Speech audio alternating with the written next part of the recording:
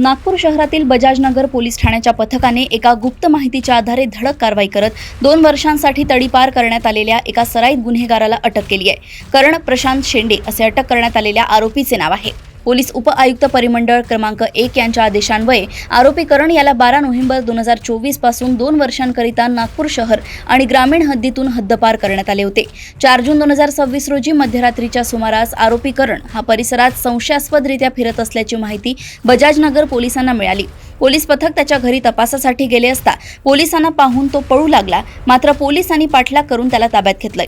कोणत्याही कायदेशीर परवानगीशिवाय मनाई आदेशाचे उल्लंघन करून शहरात पुन्हा प्रवेश केल्याप्रकरणी आणि संभाव्य गुन्हा करण्याच्या उद्देशाने वावरत असल्यामुळे पोलीस अंमलदार योगेश्वर गायकवाड यांच्या तक्रारीवरून आरोपी विरुद्ध महाराष्ट्र पोलीस कायद्याच्या कलम 142 अन्वये गुन्हा दाखल करण्यात आलाय।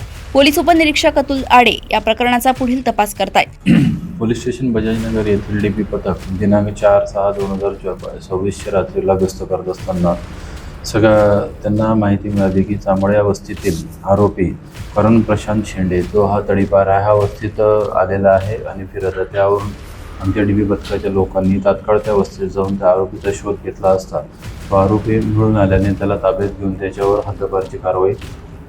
हद्दपार प्रतिबंधक कारवाई जी आहे 142 प्रमाणे त्याच्यावर केलेली आहे। यामध्ये आरोपी हा 2024 पासून हद्दपार होता। याच्यावर मारामारीचे गुन्हे आहेत आणि सदर आरोपी जो आहे याचा आदेश जो आहे 11/12/2024 ला आदेश देण्यात आलेला होता की यांना 2 वर्षाकरिता नागपूर शहरात किंवा नागपूर जिल्ह्यात येऊ नये। तरी हा आरोपी आल्याने आणि याच्याकडे कोणताही नागपुरात येताना कोणताही संयुक्तिक कारण नसल्यामुळे त्याच्यावर ही हद्दपारची कारवाई करण्यात आली।